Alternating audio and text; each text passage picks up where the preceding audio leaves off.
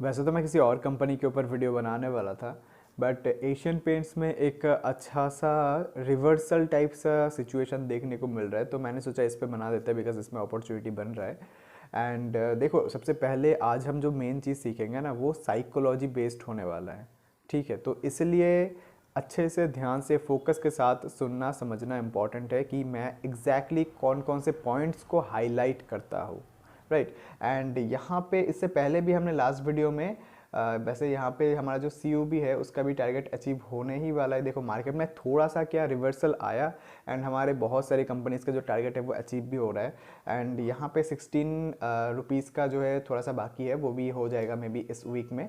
And last video में हमने बर्जे paints के ऊपर डिस्कस किया था। पेंट इंडस्ट्री में जितने भी अच्छे कंपनीज है उनमें कहीं ना कहीं अपॉर्चुनिटी बन रहा है एक ही साथ में।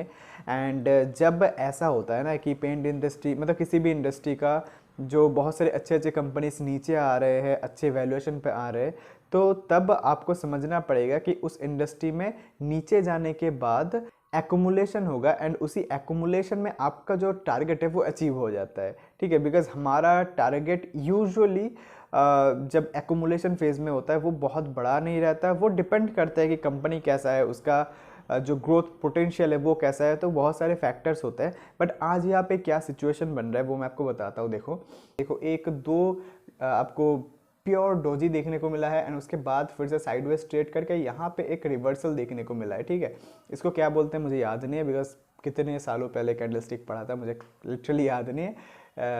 तो जो भी है, एक रिवर्सल कैंडल है, क्या बोलते हैं अगर आपको पता है तो कमेंट करो। ठीक है, तो मेन बात यह है कि यहाँ पे रिवर्सल देखने को मिला है एंड सिर्फ ये नहीं कि रिवर्सल देखने को मिला है मैं सिर्फ इसके ऊपर वीडियो बना रहा हूँ। हमारा मेन मोटिव होता है कि आपको कुछ ऐसा सिखाना जो कि आपको कुछ ऐसा पर्सपेक्टिव देना जो कि आपको शायद कहीं और इजीली नहीं मिलता है। तो यहाँ पे मेन पर्सपेक्टिव क्या है कि कंपनी अच्छा है वो तो आप सबको पता है। ठीक है, इस पर मतलब बताने वाली कोई बात ही नहीं है। एंड यहाँ पे क्वार्टरली रिजल्ट के बारे में हमने लास्ट वीडियो में भी डिस्कस किया था कि जो क्वार्टर ऑन क्वार्टर सेल्स है उसमें बहुत ज़्यादा जो डिक्लाइन है वो देखने को मिला है एंड जो ईयर ऑन ईयर सेल्स है उसमें भी अच्छा खासा ड्रॉप देखने को मिला है। बट कंपनी में जो इंडस्ट्री है उसमें डिस्ट्रप्शन होने के बाद भी मतलब हो रहा है, उसके बाद भी कंपनी मार्केट लीडर है एंड मार्केट लीडरशिप उतनी आसानी से जाता नहीं है। जो छोटे प्लेयर्स है उनसे मार्केट शेयर ईजिली जाएगा एंड इनका जो ग्रोथ है वो स्लो होगा बिकॉज कहीं ना कहीं मार्जिन प्रेशर आएगा। बिकॉज वही डिमांड एंड सप्लाई कि आपका मार्केट में नया प्लेयर आ गया इतने कैपेसिटी के साथ, वो अपना माल ड्रॉप करेगा तो उस केस में सप्लाई बहुत ज़्यादा हो जाएगा, डिमांड कम हो जाएगा। अगर आपको अपना प्रोडक्ट सेल करना है तो उस केस में आपको अपना मार्जिन में थोड़ा बहुत कॉम्प्रोमाइज़ करना पड़ेगा बिकॉज आपको किसी ना किसी तरीके से तो कस्टमर को अट्रैक्ट करना ही पड़ेगा। मेन बात यह है। ठीक है, तो जो भी है यहाँ पे जो कंपनी है वो तो इन फ्यूचर ग्रो करने ही वाला है बिकॉज पेंट हर एक चीज़ में लगता है, ऐसी कोई चीज़ नहीं होती जिसमें पेंट नहीं लगता। एंड यहाँ पे मेन साइकोलॉजी की बात ये है, मैं पॉइंट पे आता हूँ बिकॉज बहुत लंबा हो रहा है।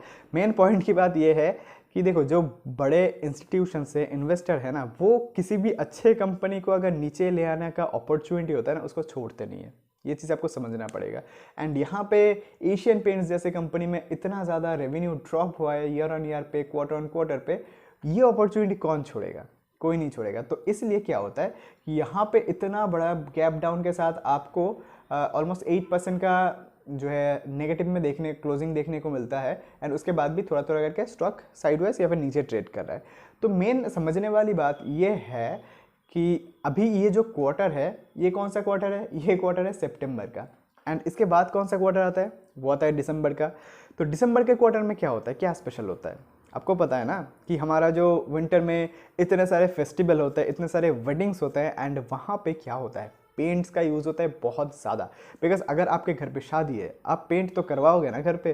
तो मेन बात यही है कि लोगों के पास पैसा नहीं है, लोग उधार करके शादी कराते हैं। ठीक है, लोग लोन लेके शादी कराते हैं, तो उस केस में घर में पेंट होना तो मस्ट है।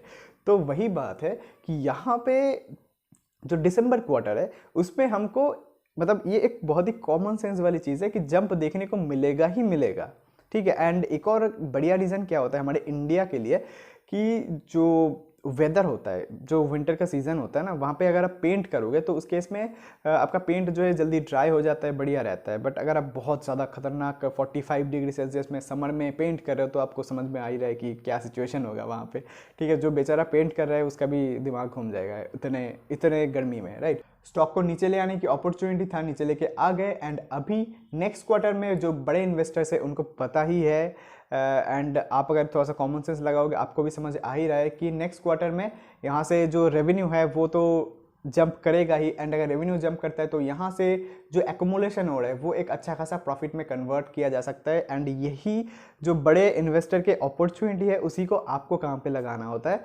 एंड यहाँ पे अगर हम एक रेंज बनाए तो मेन जो रेंज है उसमें यहाँ पे अगर हम देखें, जो नीचे आया था वहाँ से अगर यहाँ तक देखें 148 डेज में 21% का रिटर्न है।